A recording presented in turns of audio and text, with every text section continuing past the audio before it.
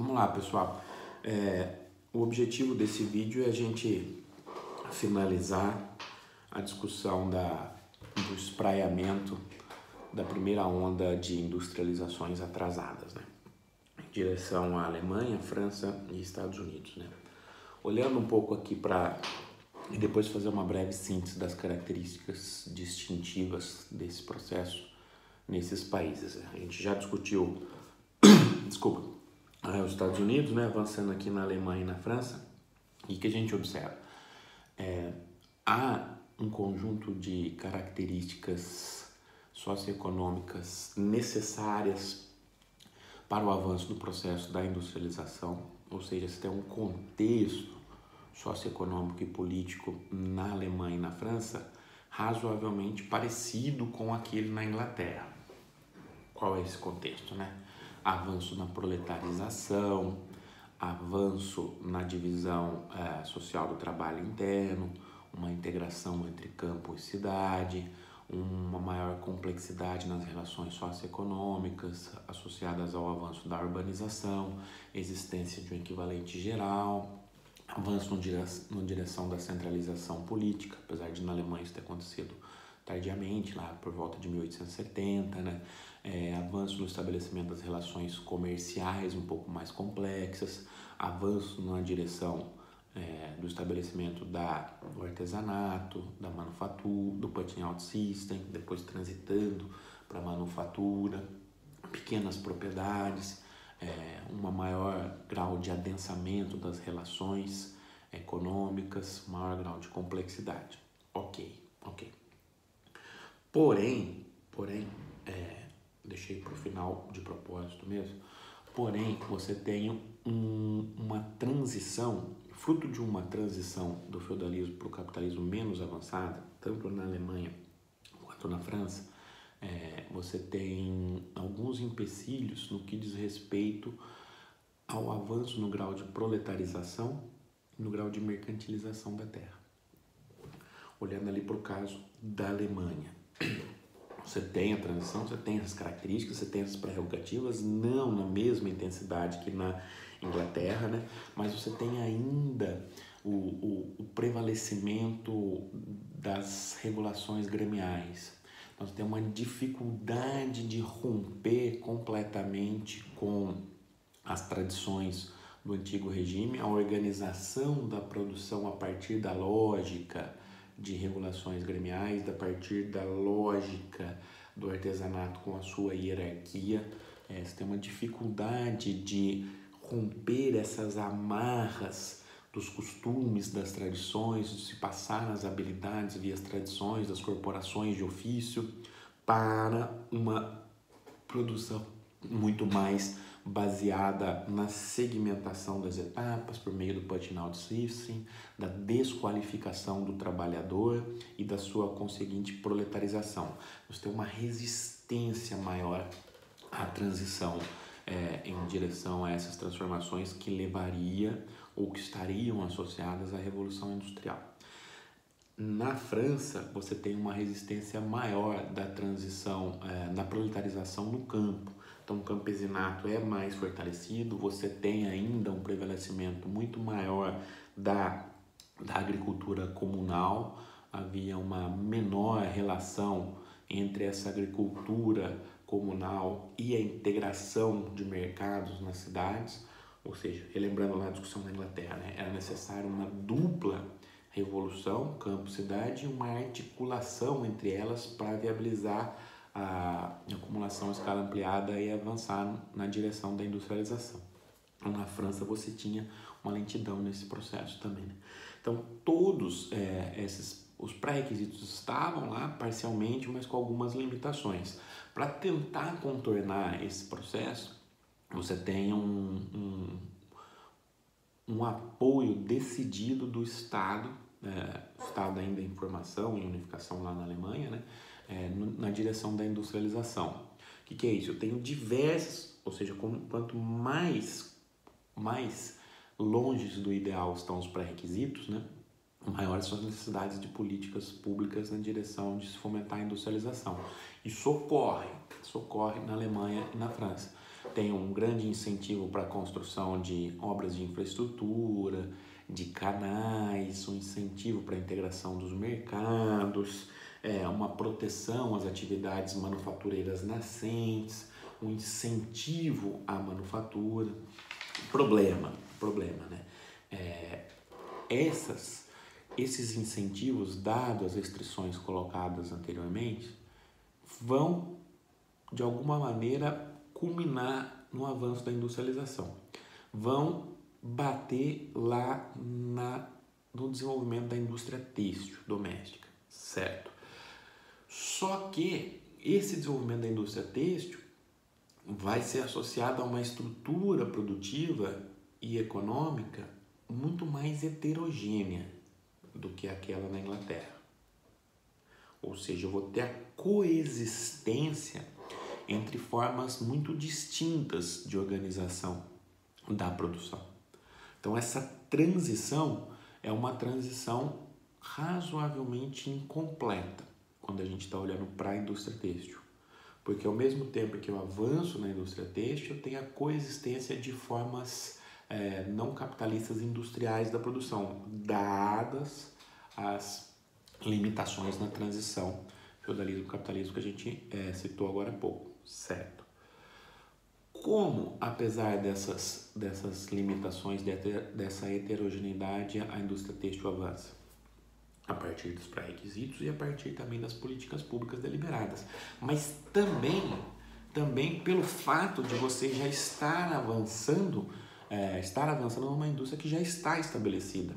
Ou seja, a disponibilidade do conhecimento técnico inglês, ainda que restringida, ajuda nesse processo. A disponibilidade de máquinas, equipamentos, de capitais ingleses associados à indústria têxtil ajuda você a avançar mais rapidamente sem ter necessariamente todos aqueles pré-requisitos na indústria têxtil. Ok, isso vai se desenvolver.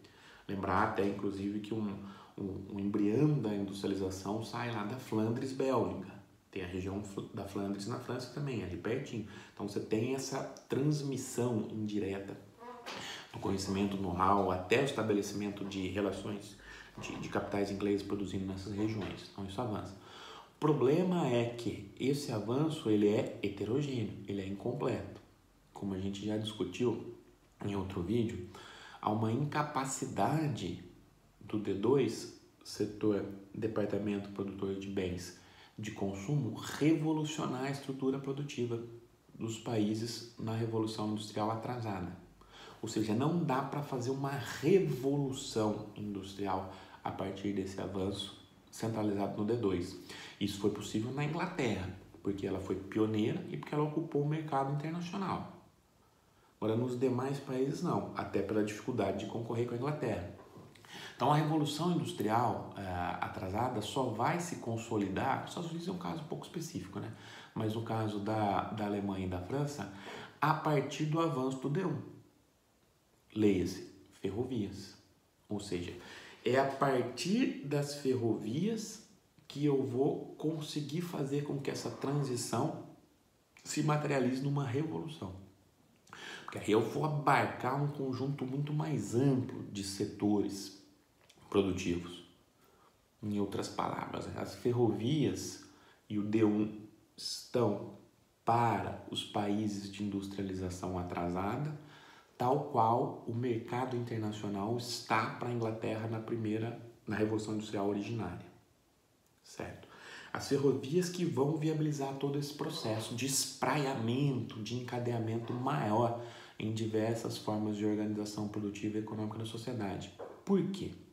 As ferrovias vão viabilizar uma integração territorial muito grande.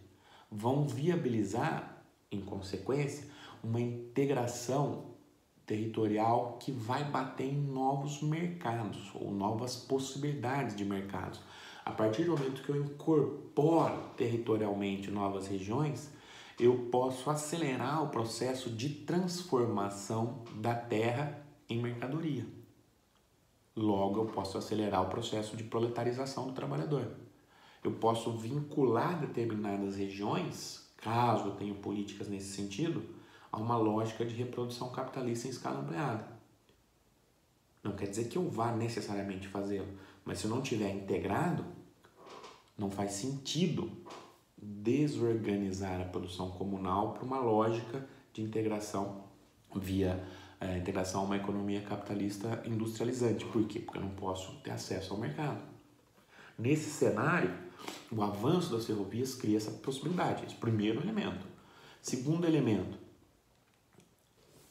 o estabelecimento das ferrovias tem efeitos de encadeamentos gigantescos na sociedade. Então, eu vou ter a demanda por carvão, eu vou ter a demanda por ferro, eu vou ter a demanda por máquinas, eu vou ter a demanda por um conjunto de materiais de construção civil, madeira, minerais não metálicos, e por aí vai. Então, ao avançar nas ferrovias, eu trago diversas outras atividades juntos. Eu vou incentivando essas atividades. E as ferrovias surgem antes da demanda. Isso vai dar um problema de financiamento. Daqui a pouco a gente discute. Ou seja, então eu tenho efeitos de encadeamentos, de transbordamentos elevados, gigantescos. A gente pode até estabelecer um paralelo. As ferrovias estão para a primeira revolução industrial, assim como o complexo automobilístico está para a segunda revolução industrial. Estabelecendo um paralelo em termos de linkages, em termos de encadeamentos, em termos de puxar outros setores, da sua capacidade de espraiar o dinamismo, direta e indiretamente via integração territorial também, via transformação na forma de organização e na forma do viver. Então tudo isso passa pelas ferrovias. Integração de mercados, efeitos indiretos em diversas outras atividades, diversos outros setores, e além disso, talvez até principalmente, avanço na proletarização indiretamente e diretamente avanço no trabalho assalariado. Então, o contingente de trabalhadores assalariados que eu preciso para avançar na infraestrutura ferroviária é muito grande. Então, os impactos da estrutura ferroviária em termos de geração de salário e, consequentemente, de renda, não vão ser triviais. Ok, então eu tenho avanço também na massa salarial. Esse avanço na massa salarial vai bater onde? Vai bater no D2. Departamento Produtor de Bens de Consumo. Ou seja, eu estou integrando outros setores ali a partir do D1 e, além disso, indiretamente via massa salarial, estou avançando no sentido de gerar, via efeitos multiplicadores, renda e consumo no D2. É só como eu estou integrando esse processo. Problema, ok, então as ferrovias são um vetor fundamental do processo de industrialização dos países na industrialização atrasada, certo? Problema, como eu estou crescendo a partir do D1, apesar do grande apoio do Estado, tenho dificuldades de financiar esse processo. Há uma incompatibilidade entre a capacidade de geração de excedente associada às formas de organizações produtivas prévias e as necessidades de financiamento do avanço via D1. Como contornar esse problema?